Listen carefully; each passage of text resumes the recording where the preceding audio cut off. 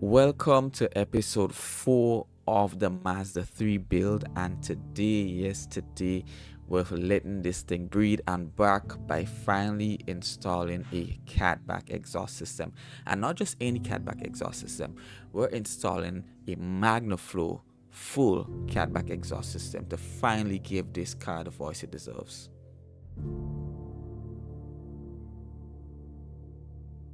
Before we go ahead and bolt anything up, we need to know how she sounds stock. So let's go ahead and roll a clip of the actual stock exhaust.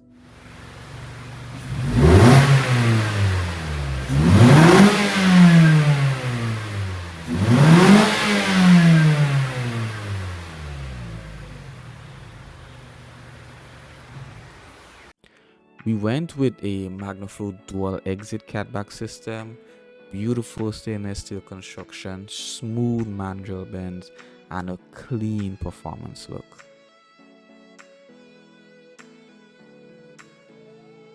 Now that that's out the way, time to get into the installation. Just so you know, the installation is actually pretty simple. Just make sure you have your proper clearances, the right tools for the job, even an extra set of hands. I got my buddy Speed Hunter with me, and he's more of a mechanic than I will ever be, and once he's around he likes to be the main hand, and I have absolutely no problem with that. So let's get into the installation.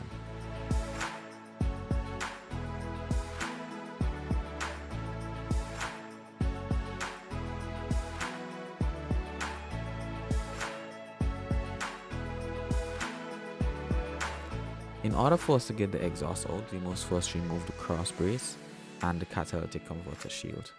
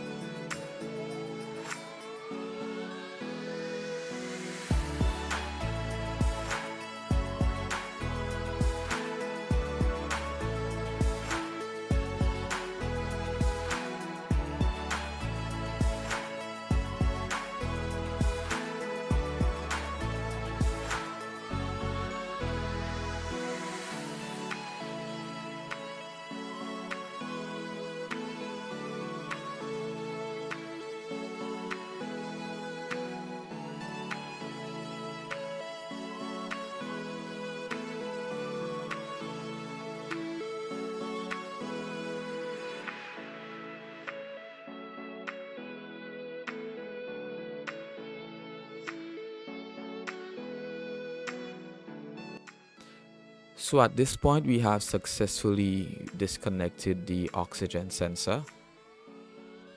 So what we decide we're going to be doing is that we're going to be removing the exhaust from in front of the catalytic converter, and then we're going to be doing the cutting on the ground instead of while the exhaust is still bolted up to the car. That way we can be a bit more precise and have things a bit easier for us in our perspective.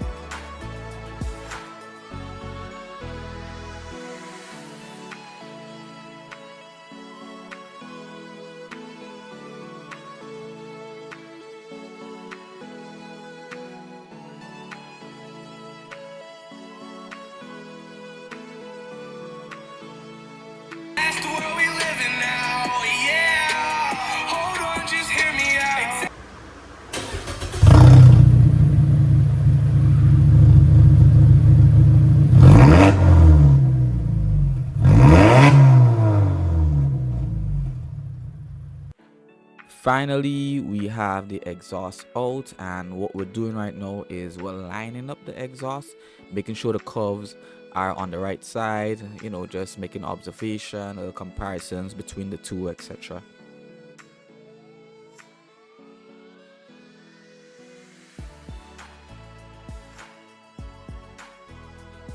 Right now we have my boy cutting the exhaust, so you have to leave 2.5 inches behind the hanger to get the pipe on. Basically, you can weld, but the setup is basically a sleeve and clamp setup. So basically you sleeve it, meaning you shove one metal into the other and you put the clamp over it and you lock it in place.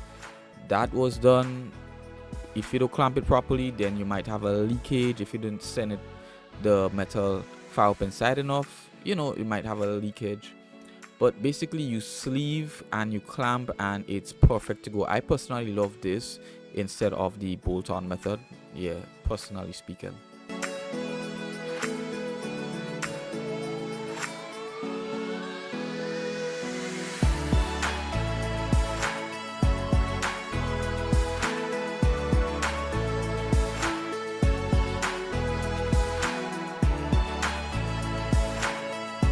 Now that we have the car installed, we're going to proceed to installing the resonator assembly, followed by the mid pipe, then the muffler assembly and the tailpipes left and right.